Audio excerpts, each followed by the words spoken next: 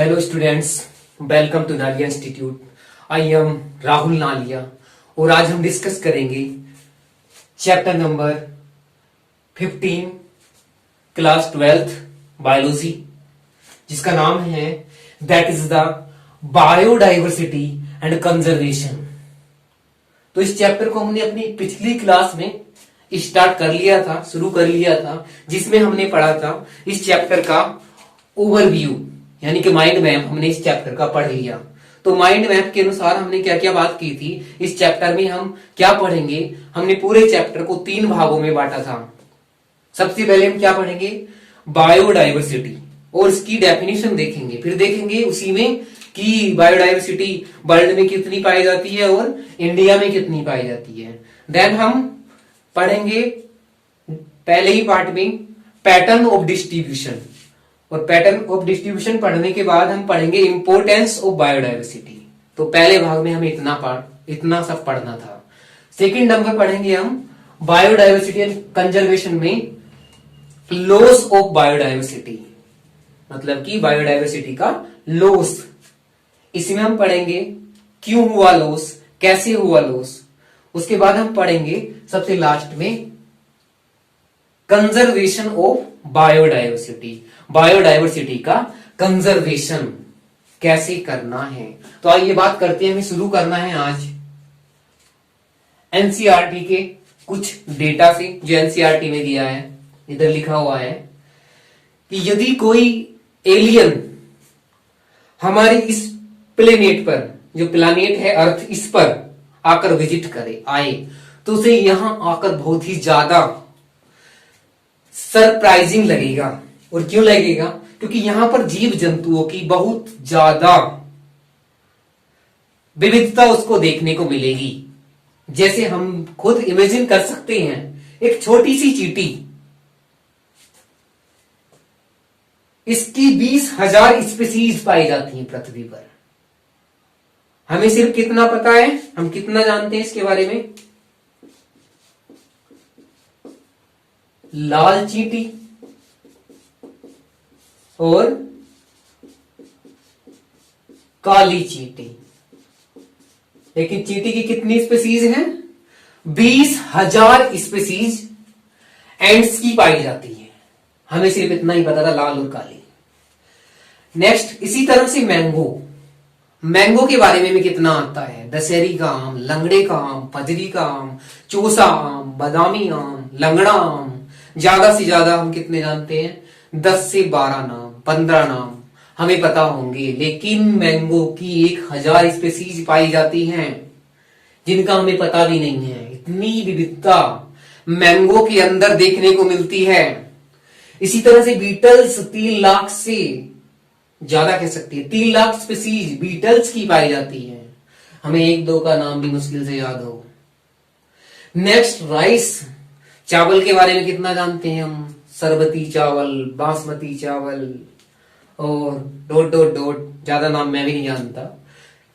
तो राइस की कितनी स्पीसीज पाई जाती है? 50,000 स्पीसीज राइस की पाई जाती हैं। अलग अलग स्ट्रीम मिलते हैं राइस के।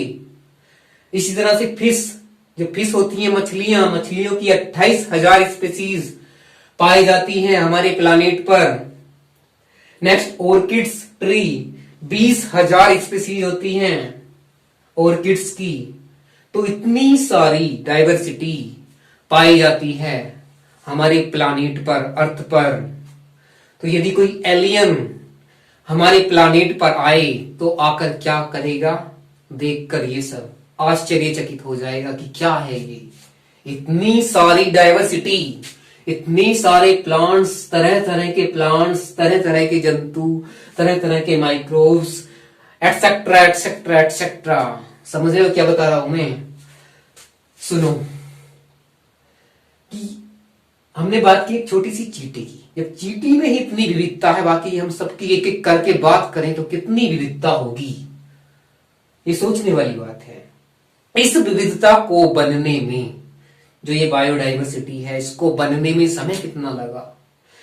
मिलियंस ऑफ ईयर्स, या कह सकते हैं बिलियंस ऑफ ईयर्स लग गए इस बायोडाइवर्सिटी को बनाने में। एक बात का ध्यान रखना, बनाने में किसी भी चीज को बहुत ज्यादा समय लगता है, लेकिन यदि बिगाड़ने की बात करें तो बहुत ही कम समय में उसको बिगाड़ा जा सकता है। तो इसी तरह से हम बात कर रहे हैं बायोडायवर्सिटी की, तो बायोडायवर्सिटी को बनने में मिलियंस ऑफ ईयर्स या कह सकते हैं बिलियंस ऑफ ईयर्स लग गए, लेकिन इसको खत्म होने में 100 से 200 साल ही लगेंगे। यदि हमारी एक्टिविटी इसी तरह से रही जो आज के टाइम में है, तो 100 से 200 साल के अंदर जो हमारी बायोडायवर्सिटी है ये समाप्त हो जाएगी। समझ में आया बच्चों? इसके बाद अब तुम्हारे मन में क्वेश्चन आ रहा होगा कि इतनी देर से मैं पढ़ा रहा हूं कि मैंने माइंड मैप पढ़ा दिया, उसके बाद कुछ एनसीईआरटी का डाटा भी पढ़ा दिया, मतलब डेटा भी पढ़ा दिया, लेकिन अभी तक हमने ये बात नहीं की कि बायोडायवर्सिटी की डेफिनेशन क्या है, क्या इसकी परिभाषा होगी। तो आइए उसको देख लेते हैं। सबसे पहले इसकी डेफिनेशन क्या होगी। तो डेफिनेशन बहुत ही इजी है, जिसको दिया है, बात करेंगे हम अकॉर्डिंग टू एडवर्ड विल्सन। किसके अनुसार बात कर रहे हैं हम? एडवर्ड विल्सन सर के अनुसार बात कर रहे हैं। ये क्या बता रहे हैं? It is the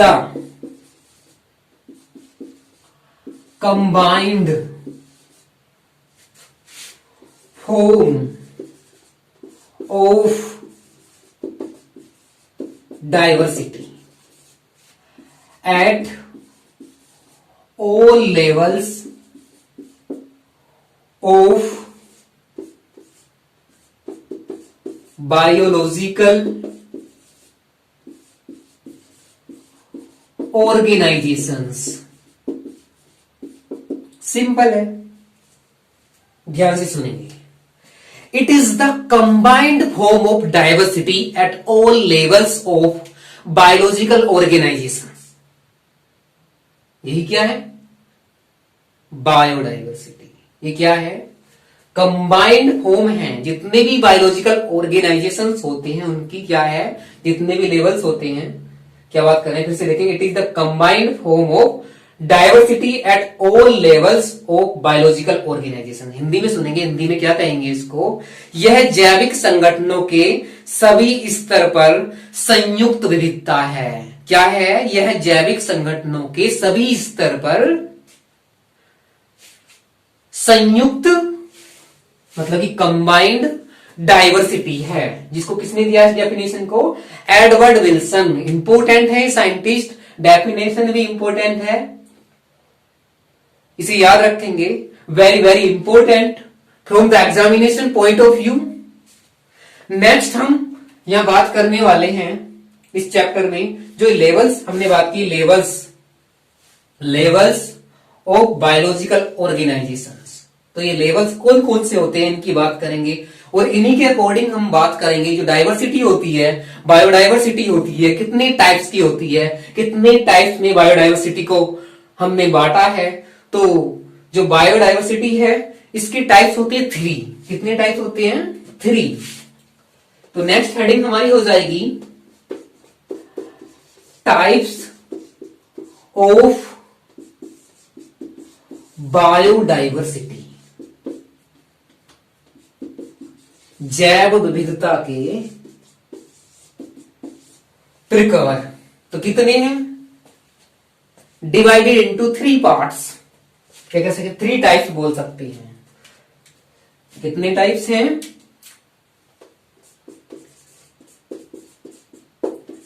3। First one is genetic diversity. Second one is species diversity and third one is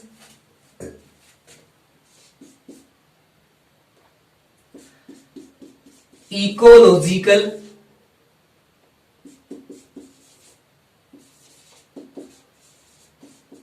diversity. तो 3 टाइप है डाइवर्सिटी के। फर्स्ट है, पहला है जेनेटिक डाइवर्सिटी, यानी कि जेनेटिक लेवल पर हम डाइवर्सिटी को पढ़ेंगे। सेकंड है स्पीसीज डाइवर्सिटी, यानी कि स्पीसीज लेवल पर हम डाइवर्सिटी की बात करेंगे। फिर है इकोलॉजिकल डाइवर्सिटी, तो लेवल हमारा कौन सा रहेगा, इकोलॉजिकल, उसके अकॉर्डिंग हम बात करेंगे। तो आइए देखते हैं एक एक करके डाइवर्सिटी के टाइप्स। फर्स्ट नंबर क्या है, genetic diversity.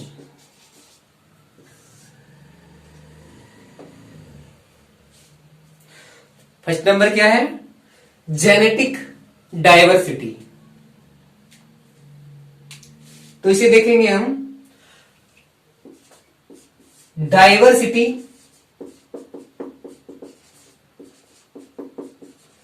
With in a species. कहां देख रहे हैं, स्पीसीज के अंदर हम डाइवर्सिटी को देख रहे हैं। जैसे इसका डीएनए में डिफरेंसेस, उसका जेनेटिक जो मैकअप होता है उसमें विविधता, उसके अनुसार बात करेंगे एक सिंगल स्पीसीज में कितनी डाइवर्सिटी देखने को मिल सकती है। तो एनसीईआरटी में इसका एग्जाम्पल दिया है, एक प्लांट है, इसका नाम है मेडिसिनल प्लांट। एग्जाम्पल क्या है, मेडिसिनल प्लांट, ये कैटेगरी में आता है राओवोल्फिया वोमिटोरिया। क्या नाम है प्लांट का, राओवोल्फिया वोमिटोरिया। एक मेडिसिनल प्लांट है, इससे केमिकल निकलता है, इसको बोलते हैं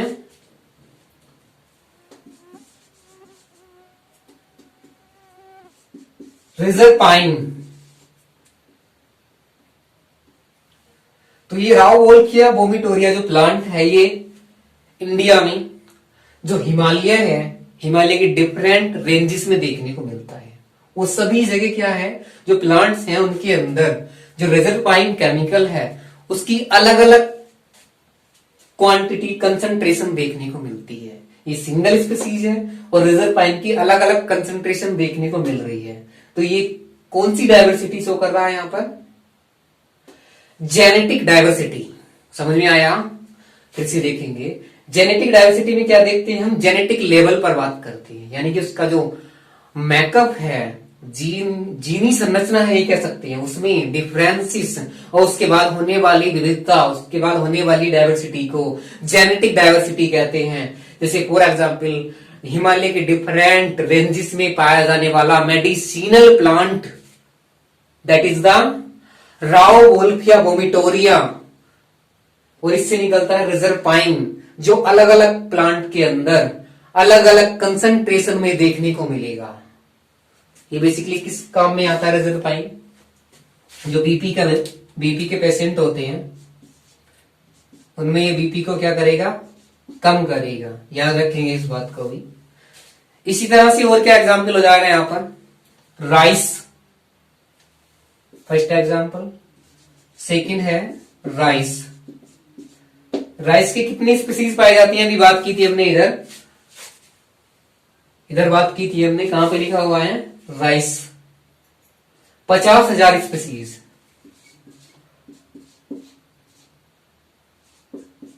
या स्ट्रेन कह सकते हैं, ये पाई जाती है। इसी तरह से और भी हो जाएगी, फिश हो जाएगा, मैंगो हो जाएगा, सब क्या शो कर रहे हैं, ये जेनेटिक डाइवर्सिटी। अब स्टूडेंट सेकंड टाइप है हमारा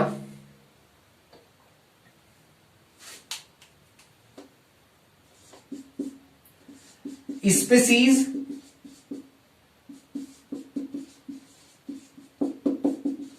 डाइवर्सिटी। इसमें बेसिकली हम क्या देखेंगे, नंबर ऑफ स्पीसीज। क्या देखेंगे इसमें,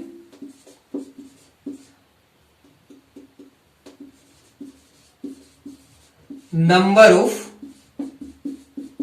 स्पीसीज। इसके अनुसार हम बात करेंगे, स्पीसीज लेवल पर हम बात कर रहे हैं। तो इसका बहुत ही इंपॉर्टेंट एग्जांपल है, क्वेश्चन बनता है वहां से भी, तो ध्यान से पढ़ेंगे। क्या है,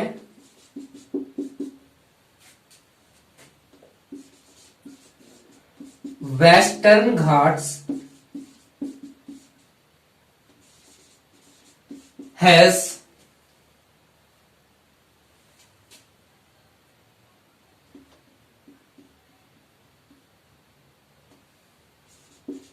Western Ghat have more diversity of amphibians as compared to Eastern Ghats। क्या एग्जाम्पल है यहां पर, जो वेस्टर्न घाट्स है वहां पर बहुत ज्यादा डाइवर्सिटी देखने को मिलती है एम्फीबियंस की, किसके तुलना में बात कर रहे हैं, as compare to Eastern Ghats. तो ये क्या है, स्पेसीज डाइवर्सिटी। ये एग्जाम्पल याद रखेंगे, वेरी वेरी इंपॉर्टेंट है एग्जामिनेशन पॉइंट ऑफ व्यू से। तो एग्जाम्पल हमें याद रखनी है, एनसीईआरटी की लाइन टू लाइन क्वेश्चन बनते हैं जो नीट में आते हैं, तो हमें ध्यान से पढ़ना है। एनसीईआरटी की लाइन टू लाइन हम डिस्कस करेंगे। नेक्स्ट है तीसरा टाइप हमारा डाइवर्सिटी का, जिसका नाम हम ऑलरेडी लिख चुके हैं, इकोलॉजिकल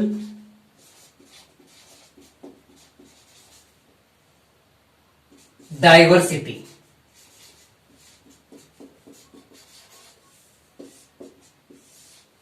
सिर्फ एक लाइन देखेंगे इसमें, इंडिया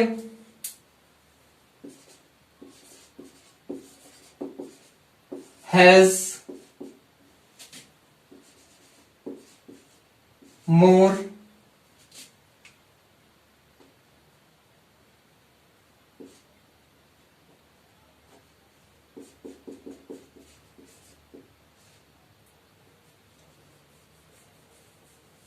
इंडिया हैज, लाइन देखने दो मुझे, थोड़ा कंफ्यूजन है। India has greater ecosystem. क्या बात कर रहे हैं हम, इंडिया हैज ग्रेटर इकोसिस्टम